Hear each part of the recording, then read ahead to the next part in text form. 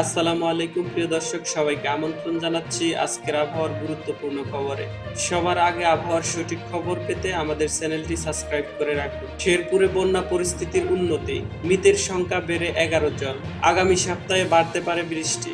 মৌসুমী বায়ু সক্রিয়তা কিছুটা কমেছে, ফলে গত দুদিন থেকে সারা দেশে বৃষ্টি কমেছে। এ অবস্থায় সারা দেশে দিন ও রাতের তাপমাত্রা প্রায় অপরিবর্তিত থাকতে পারে বলে জানিয়েছেন আবহাওয়া অধিদপ্তর। এছাড়াও আগামী সপ্তাহের শেষের দিকে বৃষ্টিপাত বাড়তে পারে বলে জানিয়েছেন বাংলাদেশ আবহাওয়াবিদ ওমর ফারুক। আবহাওয়াবিদ ওমর ফারুক আরো জানান, এই সপ্তাহের বাকি দিনগুলোতে সারা দেশে বিচ্ছিন্নভাবে বৃষ্টিপাত হতে পারে। মৌসুমী বায়ু বিদায় নিচ্ছে, তাই বৃষ্টিপাত কমে গেছে। তবে আগামী সপ্তাহের শেষের দিকে বৃষ্টিপাত বাড়তে পারে। গতকাল দেশে সর্বোচ্চ 16 মিলিমিটার বৃষ্টি হয়েছে টাঙ্গাইল। সর্বোচ্চ 35 ডিগ্রি সেলসিয়াস তাপমাত্রা ছিল যশোরে। এবারে বন্যার খবর। বৃষ্টি না থাকায় শেরপুরে কমতে শুরু করেছে বন্যার পানি, তবে এখনো পানিবন্দী রয়েছে অনেক মানুষ।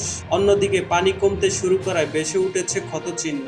দুর্গত এলাকায় দেখা দিয়েছে খাবার ও পানির সংকট। টানা 4 দিনের বন্যায় এখন পর্যন্ত মৃত্যু হয়েছে 11 জনের। শেরপুর জেলা প্রশাসক তরফাদার মাহমুদুর রহমান বলেন, জেলার প্রায় সকল নদীর পানি বিপদ সীমার নিচ দিয়ে প্রবাহিত হচ্ছে এবং বন্যার পানি কমতে শুরু করেছে।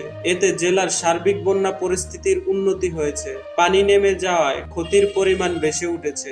সামুদ্রিক আবহাওয়া। উত্তর বঙ্গোপসাগর এবং তৎসংলগ্ন বাংলাদেশ উপকূলীয় এলাকায় জোড়ো হাওয়া বয়ে যাওয়ার সম্ভাবনা নেই। চট্টগ্রাম, কক্সবাজার, মোংলা ও পায়রা সমুদ্রবন্দর সমূহকে সংকেত নামিয়ে ফেলতে বলা হয়েছে। তো ভিডিওটি ভালো লাগলে লাইক ও শেয়ার করে আমাদের সঙ্গেই থাকুন। ধন্যবাদ।